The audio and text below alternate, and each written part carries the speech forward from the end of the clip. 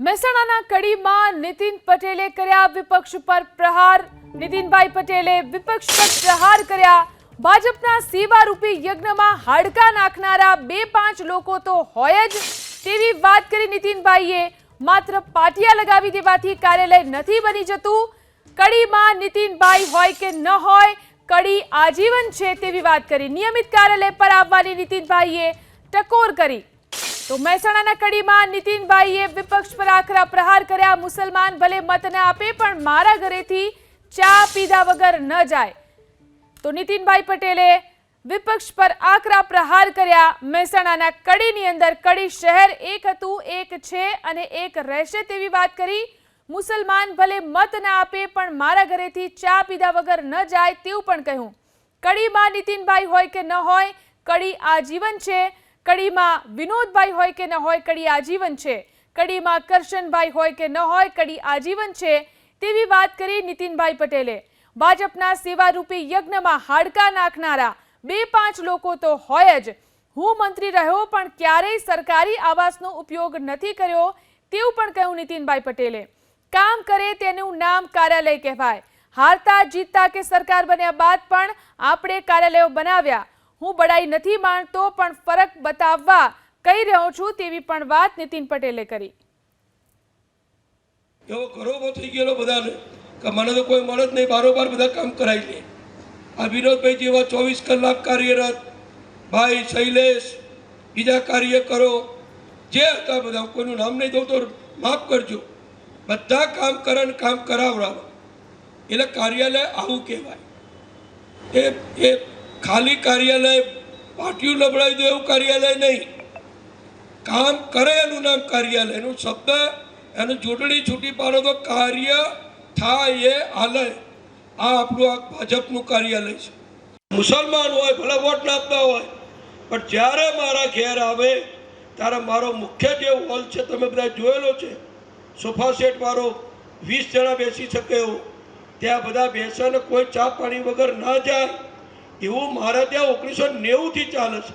આ એક કાર્યાલય હતું મારું।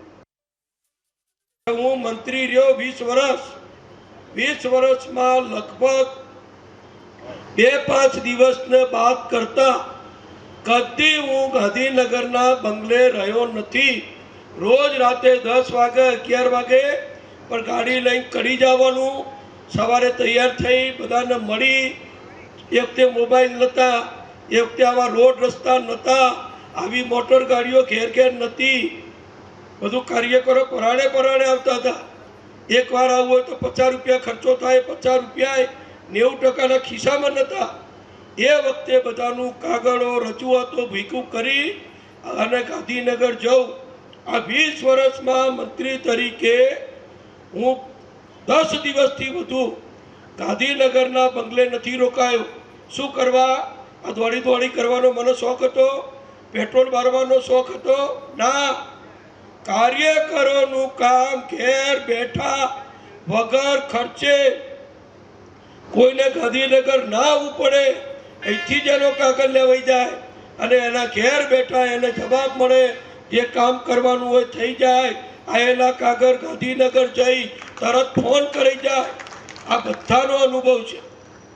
મને લાખો કાગળ અત્યાર સુધી 20 વર્ષમાં આવ્યા મંત્રી તરીકે, લાખોનો મેં જવાબ આપ્યો છે। ત્યાં આગળ તાલુકા પંચાયત રોડ ઉપર છે પણ કાયમી નથી વપરાતી, એવું જરૂર નથી ને એટલું કાર્યકરો નથી ને એટલું કામકાજ નથી।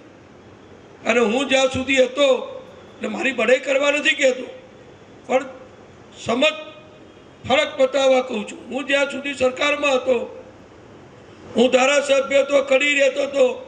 અહીં જે મોટી ઉંમરના લોકો છે, જીવનલાલ જેવા વડીલો, બધાને ખબર જ છે, સવારે 8 વાગે હું બ્રશ કરતો હોઉં ત્યાંથી લોકો આવીને બેસી જતા હતા। મારો હિંચકો, મારી ઓસરી, ખુરશીઓ ભરાઈ જાય, આખો ચોક ભરાઈ જાય। અમારો ભાઈ વાસુભાઈ એ બધો સવારે ચા પાણી ચાલુ થઈ જાય। મારા ઘરવાળી અત્યાર સુધી 1 લાખ કપ ચા બધાને પીવડાવી હશે। કેટલી? 1 લાખ કપ, સમજી લેજો। અને કોઈ ભેદભાવ નહીં। અત્યારે બધી વાતો લોકો કરે છે।